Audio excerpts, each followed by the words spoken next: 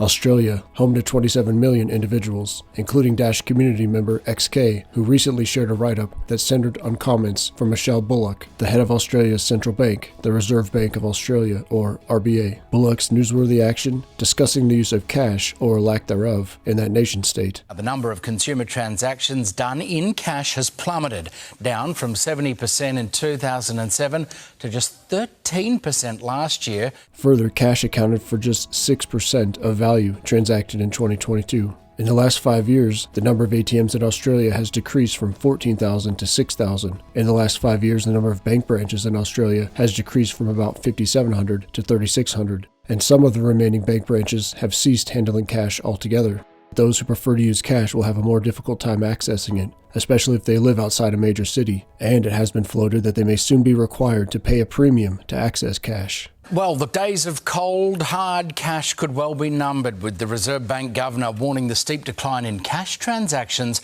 might well lead to Aussies being charged to use their own banknotes. According to many talking heads, this is a good thing, because digital payments are more efficient and because they create a paper trail for tax revenues. While Bullock, who has no work experience outside the RBA, has paid lip service to cash, it seems she is content to see it be supplanted. As they say, actions speak louder than words, and Bullock and her colleagues have been busy laying the groundwork for another system. In 2018, the RBA spearheaded the new payments platform, which facilitates instantaneous 24/7 peer-to-peer payments for those who have registered with their bank. The majority of adults in Australia have signed up and are users. The RBA has been working on a CBDC since at least 2020. Indeed, Australia's CBDC is already in the pilot stage, the step just prior to being launched. In 2021, the RBA began collaboration with the Digital Finance Cooperative Research Centre, or DFCRC, an outfit funded by the Australian federal government, banks, fintech companies, and academia. In 2022, the RBA and DFCRC announced their pending year-long study into CBDCs. And this past August, they released their report. They had collaborated with the largest banks and other payment institutions to run 16 use cases, from onboarding users, to remittances, to the bond market, to the tokenization of assets, to offline payments, to a payment app.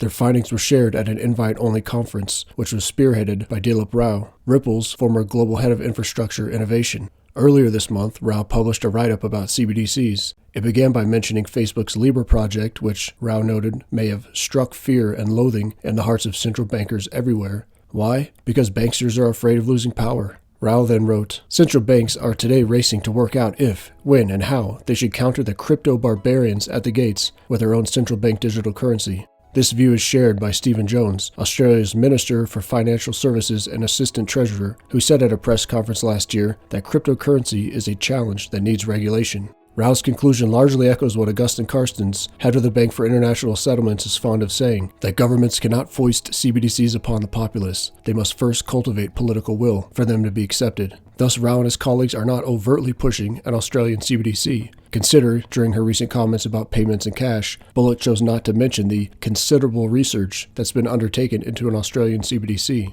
They are laying the groundwork, including trying to control the narrative with the help of their friends in the fourth branch of government, the mainstream media. The bulk of legacy media is not just giving press to those who praise going cashless, they are vilifying cryptocurrency by associating it with scams that need regulation. And the big four Australian banks have discussed curtailing customer ability to interact with centralized cryptocurrency exchanges under the guise of protecting them from scams. This is part of Agenda 2030. They have laid it out for you. They've already told you this is what we're going to do and why. It's all about control. But the future is not written. The narrative is not wholly controlled. Australians, no need to chuck a wobbly or have a Barney. There's still time for this situation to make a Yui. No time to be a bludger. You must act. Think how your decision will impact not just yourself, but the next generation. It'd be ace if you were a mad cunt and broached this convo with those in your sphere, including the Garbos. Again, the Pollies and their bankster friends are scrambling. Now is the time to bypass that system of control and instead use a means of exchange that is liberating. As Keanu Reeves' character Neo said in the movie The Matrix, which was shot in Australia.